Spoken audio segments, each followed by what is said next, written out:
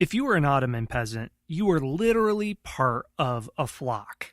The word for being a subject in Turkish, reaya, is the exact same word used in the sense of a flock of sheep, a flock of goats, livestock. So the word that refers to livestock also refers to you, the peasant. And the similarities between the two goes beyond just a common word. From the standpoint of the government, you were useful in the same way. Muslim, Christian, and Jewish peasants were shorn, or taxed, to support the state and the professional Ottoman class.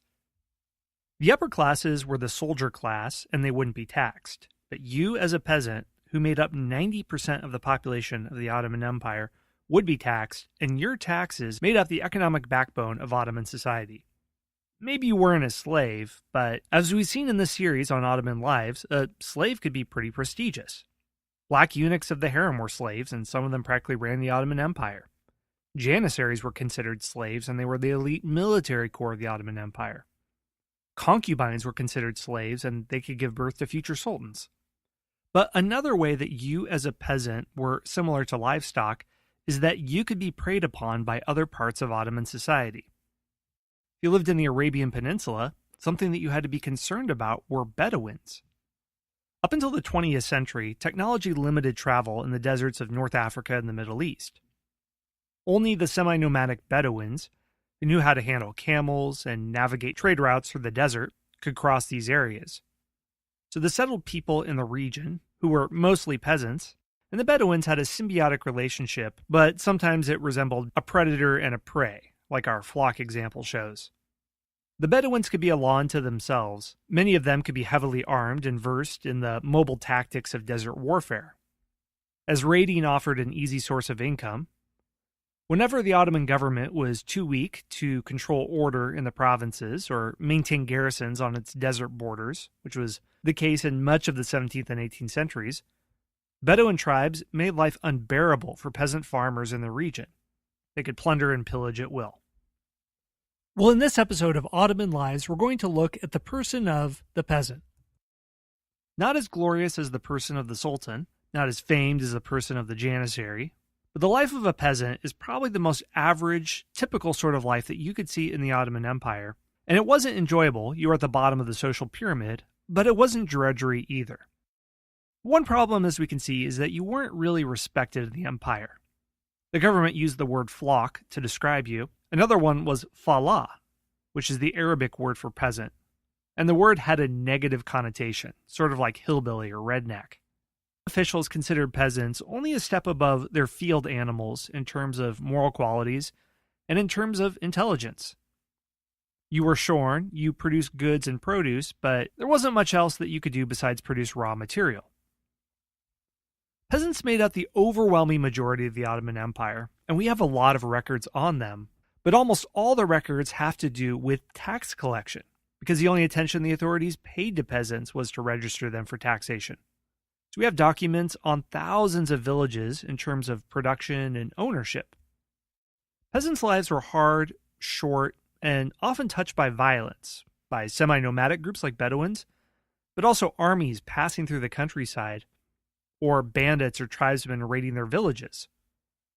A lot of the Ottoman Empire had villagers living alongside semi-nomadic groups that could travel in and out pretty quickly. A medieval sort of land tenure system was practiced across the empire, with some peasants owning their land outright, while others worked land held in common by the whole village, and others were sharecroppers to wealthy military officers. By the end of the Ottoman Empire, most peasants were sharecroppers and worked land held by large landowners who were usually distant from the villages. Peasants could live lives marked by violence, and if warfare broke out, they could respond to harsh conditions by fleeing to cities or to mountainous areas where they were safe from raiders and other times tax collectors.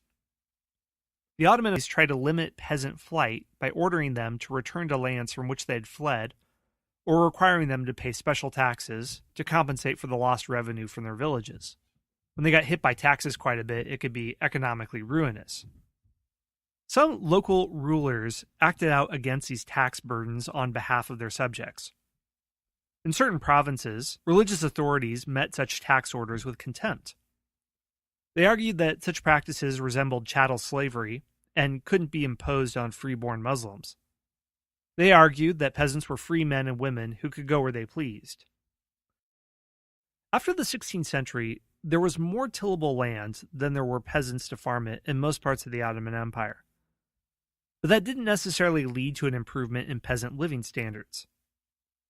It did lessen the potential for large-scale rural famines, which happened in dry periods like the early 1600s, and most villages were self-sufficient in the production of food.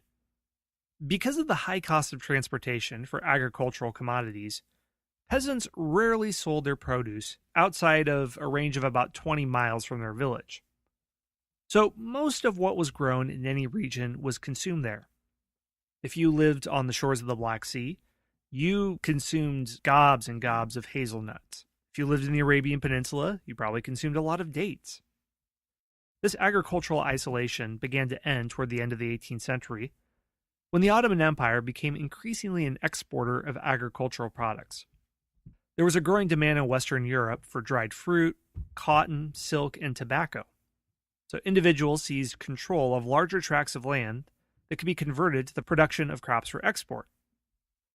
The commercialization of rural production accelerated in Egypt with the rise of Mehmed Ali, a reformer in the 1800s, who did a lot to modernize the Egyptian economy before it was even happening in Istanbul.